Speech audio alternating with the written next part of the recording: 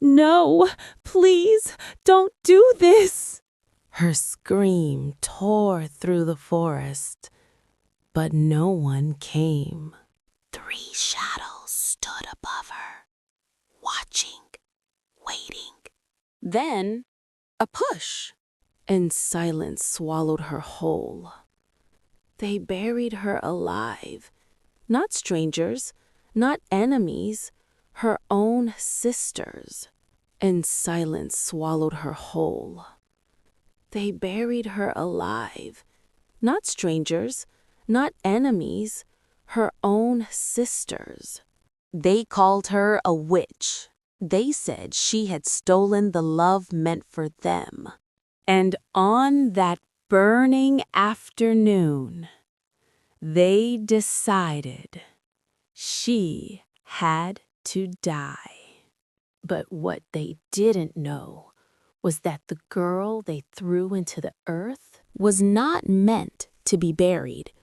She was meant to rise. And the choice they made that day would shake an entire kingdom. Before we go back to how it all began, take a second to subscribe, like, and drop a comment.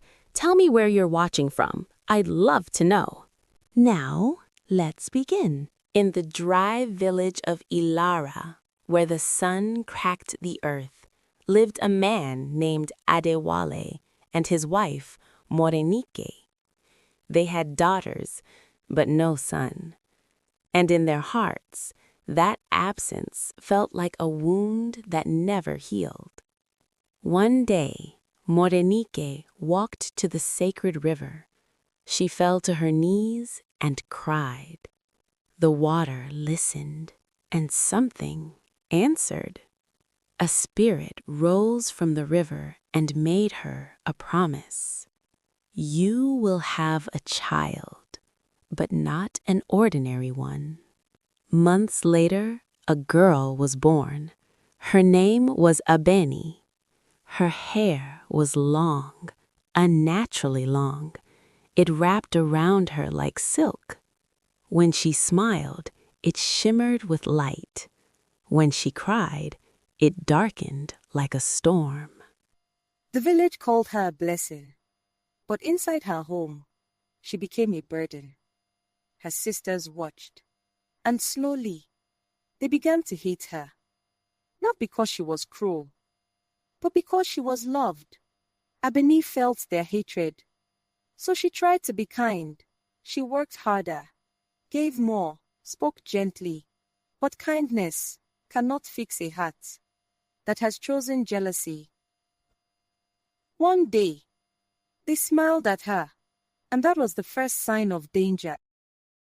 They spoke of flowers, rare ones, beautiful ones, hidden deep in the forest. Abeni followed, because her heart did not know how to doubt. They walked far, too far, until they reached it, a deep, waiting hole. And then they pushed her and cut her grave with branches. Alone, in the dark, Abeni cried for help, but no one came, until something answered. A creature appeared, large, dark, not quite beast, not quite human. And instead of harm, it offered help. It pulled her out of the grave and carried her to safety. A tall tower, no doors, no stairs, hidden from the world. There she stayed, and each day the creature returned, with food, with kindness, with silence that felt safe. Slowly, fear became trust, and the monster became a friend. Then one day, everything changed. A single kiss broke a powerful curse. The beast became a prince. He offered her a new life, a kingdom, love.